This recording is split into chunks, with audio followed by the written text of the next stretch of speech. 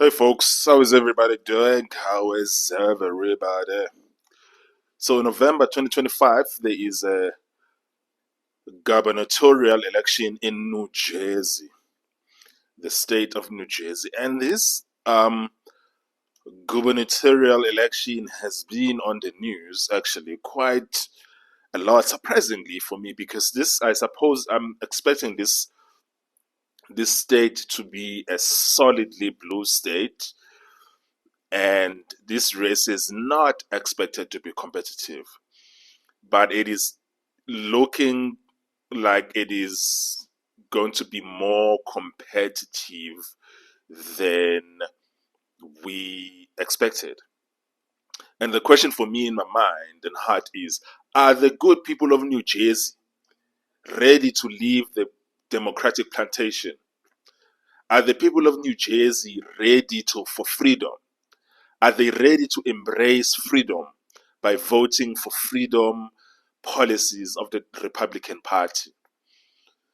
Only time will tell. It is a matter of a week, a matter of a month now.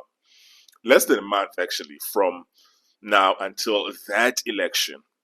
We already know an upset happened in neighboring Virginia with Glenn Youngkin pulling an upset there of massive proportions, winning that gubernatorial election, becoming a Republican governor of the states for the first time in very, very, very long time.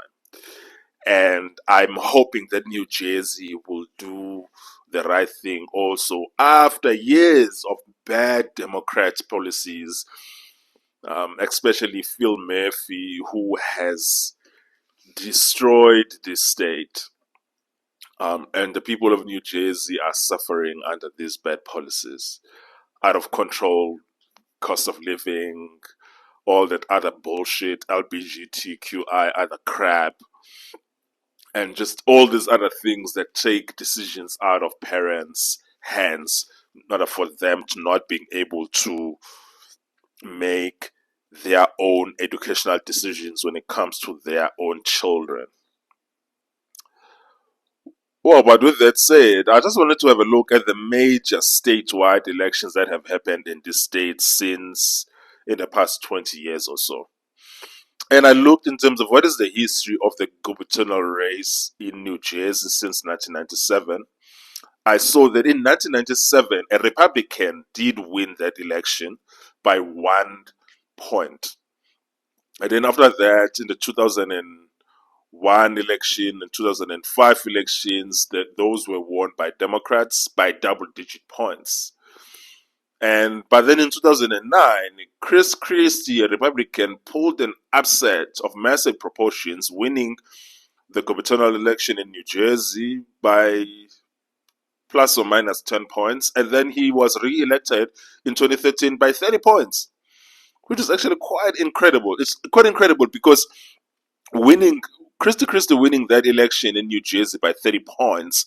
In 2012, Obama had won New Jersey by 17 points, meaning the same people who voted for Barack Obama in New Jersey voted for Chris Christie, which tells me that in order for you to win in these elections in New Jersey to become governor, you need Democrats to vote for you, even as a Republican.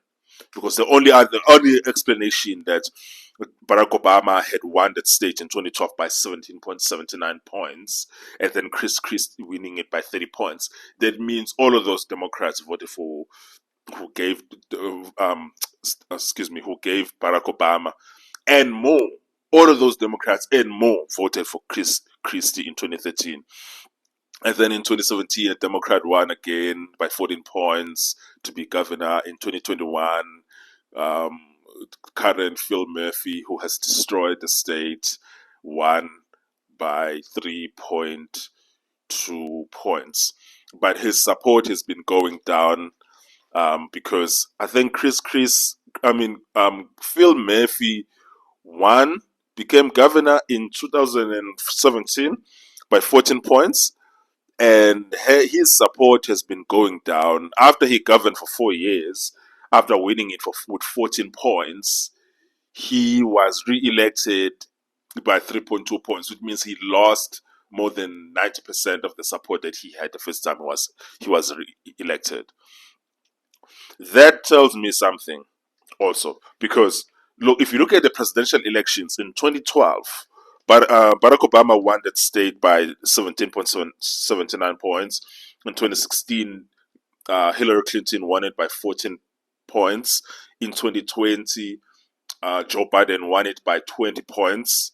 But then in 2024, Kamala Harris won it by a measly 6 points, which means the Democratic support in New Jersey has actually been steadily declining.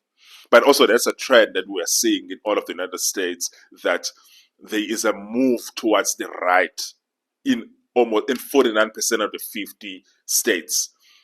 We even saw this in places like California and New York, where the Republican support actually went up by 50%, and eating up massive Democratic support.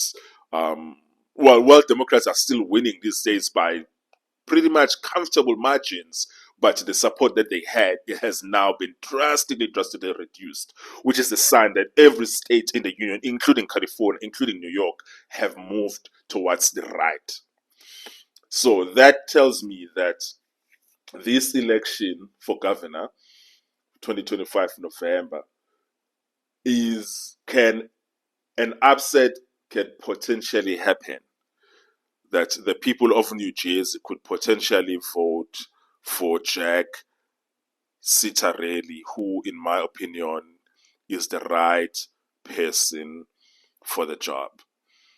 I'm cautiously optimistic, and I must emphasize that I'm cautiously optimistic, because changing parties like that is not something that happens easily or happens quickly. It doesn't matter what the polls say. The only thing that you need to watch in terms of exit polls after elections, in terms of what is the mood of that state, what is the direction that the state is going. And based on that, I can even tell you right now that I think that the Republicans will lose North Carolina, the seat of senator in North Carolina, because I've been watching the elections happening in North Carolina in the past 10 years, and it's been trending blue. That's actually very unfortunate, but it's been trending blue. Republicans have not won the governor's seat in the past two gubernatorial elections in North Carolina.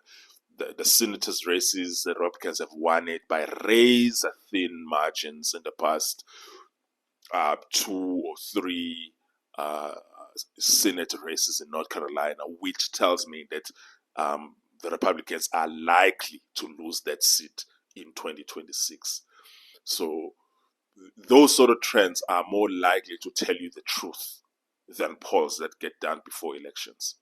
The trends in terms of in which direction are people voting is what tells you the truth, which is why when President Trump won the amount of black voters and Latino voters that he won in 2024, that is not surprising based in terms of the trends that we've been seeing of blacks and Latina voters, both in 2016, 2020, in terms of this, there had been a movement of minorities trending towards the Republican side, but these things take time.